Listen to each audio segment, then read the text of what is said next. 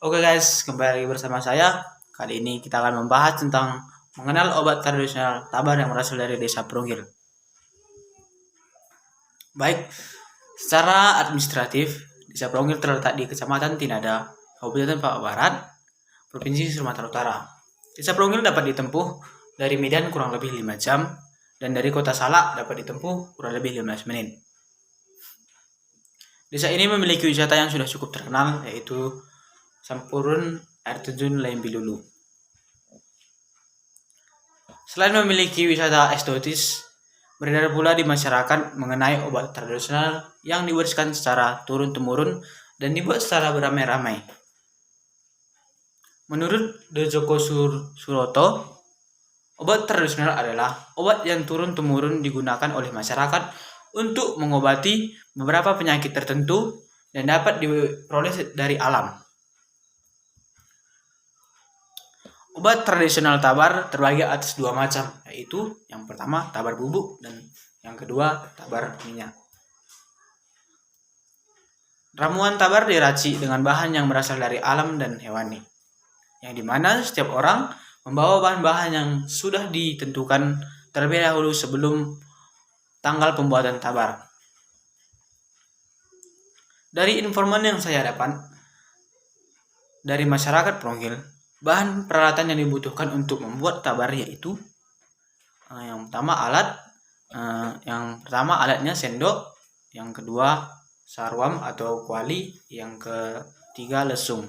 Adapun bahan yang dibutuhkan untuk pembuatan obat tradisional tabar yaitu bahan yang digunakan untuk membuat tabar sangat banyak dan beragam. Berikut bahan-bahan yang diberikan informan pada umumnya yang digunakan dalam pembuatan tabar.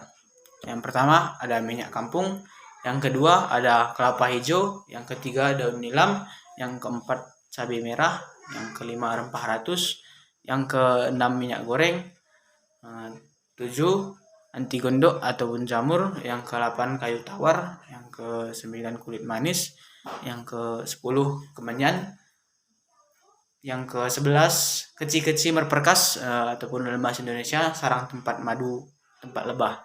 Yang ke-12 daun merdeka ataupun tumbuhan yang hidup di desa ini. Yang ke-12 akar rotan. Baik, itulah dia bahan-bahan yang diperlukan untuk membuat tabar. Proses pembuatan tabar dilakukan dengan mencincang semua bahan-bahan rempah-rempah yang diambil dari alam dan dioseng-oseng di kuali hingga semua bahan berbentuk hitam. Kemudian ditumbuk di lesung hingga halus berbentuk bubuk kopi. Untuk tabar minyaknya dapat dibuat dengan cara tabar bubuk dicampur dengan minyak goreng dan minyak kampung. Setelah semua selesai, tabar dibagikan kepada masyarakat yang ikut serta dalam pembuatan tabar tersebut. Dan untuk bagi masyarakat yang ingin membutuhkan obat itu dapat melakukan dengan istilah mengukat.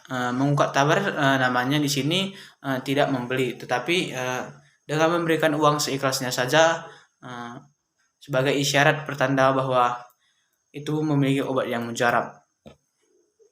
Baik, tabar di sini dapat mengobati segala jenis penyakit, baik di penyakit perut, penyakit kulit, dan memiliki multifungsi untuk kesehatan. Baik, seperti inilah bentuk tabar minyak dan tabar bubuknya.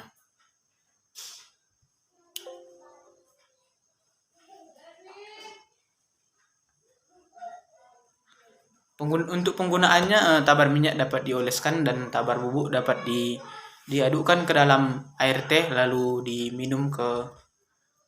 diminum.